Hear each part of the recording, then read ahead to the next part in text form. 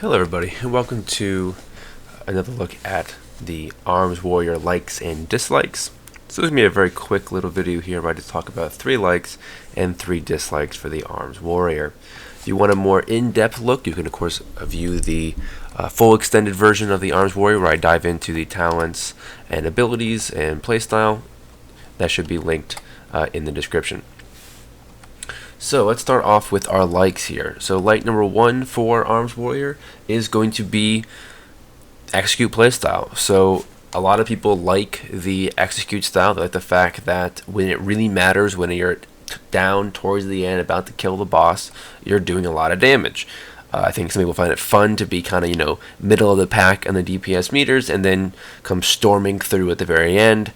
And that's still definitely here with the Arms Warrior and with Execute. There are a number of talents that can again help improve this. You can raise the health percent pool that you're allowed to use Execute on, and you also can increase your haste in that same window. So there's a number of things here that allow you to kind of increase your damage in that last 20-35% window. And again, I do think some people find that to be relatively engaging. Light number 2 is going to be the relatively passive AoE. So again, you have Bladestorm baked in. Again, I'll talk later on in the dislikes about whether or not this is something you're going to actually be rolling into single target or not. But again, for AoE, it's very nice to have that baked in. Other option again as well is you can take something like Fervor for Battle or of Battle, and that would allow you to basically Whirlwind instead of Slam. So again, you would basically have that as part of your basic rotation. You could of course then take other talents and abilities to help again improve that Whirlwind ability. So again, there's a number of ways to kind of help get yourself some basic cleave. Also, again, I have Warbreaker taken here. This again also adds some kind of passive AoE in to your rotation here. It's replacing Colossus Smash. So again, good little bit of extra passive. We cannot remember, or forget, I should say, not remember, but forget Sweeping Strikes. So again, Sweeping Strikes also allowing you to basically become a natural cleave DPS. There it is, right? 25-second cooldown, lasts for 10 seconds. Again, allows you to cleave to one other target. So again, that kind of passive baked-in AoE, I think is quite nice. Not having to kind of spec into an AoE spec per se, but just having the ability to have a very strong single target, but also, if need be, cleave off and gain a little bit more. My third like here is going to be their general utility. I think the warrior class as a whole has actually pretty good utility here in BFA. So you have Battle Shout, which again increases the attack power of all raid and party members by 10% for an hour. You also have Rallying Cry, which again is a nice temporary boost in maximum health, so a nice raid defensive there. But also personally speaking, I mean, defensive stance I think is very nice, the ability just to passively reduce all damage taken by 20%. So again, in those mythic pluses where it's more about surviving something than doing damage, you have that ability. You also of course have Die by the Sword, another ability, kind of nice cooldown there. So again, a good number of utility. Again, you have some pretty good CC. Again, you can remove Sap Fear. You can, of course, Intimidating Shouts. You kind of cower enemies. You, of course, can talent into things like Stormbolt for a stun. So, again, just a lot of really good utility, both personal for yourself, but also for your group utility. And I do think that since group utility is something that's kind of coming back into the game a bit more prominently here in BFA, I do think that that's going to be a benefit for the Arms Warrior. Now let's move on to the dislikes.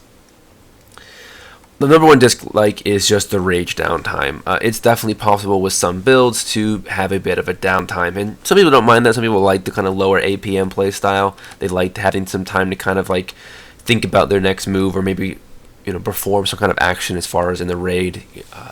So I understand that there's some benefit there, but other people I understand not liking that, not liking the fact you're kind of sitting around just auto-attacking for a little while. Also, again, because of the rage generation being based off of auto-attack, you're kind of very much waiting around. You have to kind of have like a swing timer here, so you kind of have an idea of the cadence of your rage generation. And so again, I do think that the rage management of the Arms Warrior is one that I can find frustrating at times. My second dislike, again, as I mentioned, was it's not exactly clear whether or not Bladestorm is going to be a DPS increase in the single target or not. It looks like it just might. Again, it's going to also take some more simulation work and such to really figure that out, but just the pen and paper math puts it close to being break even. And again, it's just one of those things where I think Blizzard wants this to be something you're using, single target or AoE. And again, I think it needs to. Again, without that, you don't have any true base cooldown in the Arms Warrior. So without this being a part of it, you're going to have to spec into something like Avatar or Deadly Calm to give yourself kind of a, single target cooldown burst, right? Extra damage. So again, it would be kind of a shame if not. Plus, Blizzstorm is pretty iconic, looks pretty cool. Of course, you can always talent into Ravager. That, of course, takes that question away, because now Ravager can be placed while you're doing damage. So that's a clear thing where you're going to be using that in your rotation. So again, it's one of those things where, like, still the fact remains, it's hypothetical. If you take something like In for the Kill, something like Dreadnought, you're not going to have a real cooldown that you're playing around, and some people might like that, some people might not like the fact they don't have to manage that cooldown, others might not. And so again, I do think that is something where it should just be a clear, yes, Bladestorm is always worth using, and that would be nice. My third dislike is actually something that relates back to my first like, and that is the spec definitely is very dependent on Execute for its overall tuning, and I wonder if that's going to be a problem. Again, it's one of those things where with the Arms Warrior, in the end of Legion, Execute tuning was, some might say, a bit off. They were doing great damage outside of Execute and even better damage in Execute. They were just kind of like wiping the floor with the damage meters, and so they might be trying to kind of pull that back a little bit here in BFA, but again, if you're not in Execute, you're not doing your main damage, and Blizzard has to basically balance them around that, because Execute is kind of baked into the spec and the identity. So Execute is going to be a core part of the damage rotation, and the fact that you can augment it with the talents really means that you're going to have a situation where Blizzard is going to be balancing arms around Execute. Now, as I mentioned in my longer video, Execute is dependent on longer fights. Again, the longer the boss, or the longer you have targets in general in that Execute window, the more damage you're going to be doing. So, Execute is something that is great on progression, hence why people like bringing Execute classes to progression, and it gets worse and worse as you get on farm and farm, because the shorter the fight is, the less time the boss is in that window, the less damage you can extract from it. So again, I just do think it's a pretty difficult thing for Blizzard to truly balance, because again, there's so many different variables as far as what their DPS can be. And so again, something as simple as changing fight length will change the viability of the Arms Warrior. Now again, they'll still probably be used, they'll still be taken, but again, I do worry about the Execute being a core element of the overall damage the Warrior does over the entire fight.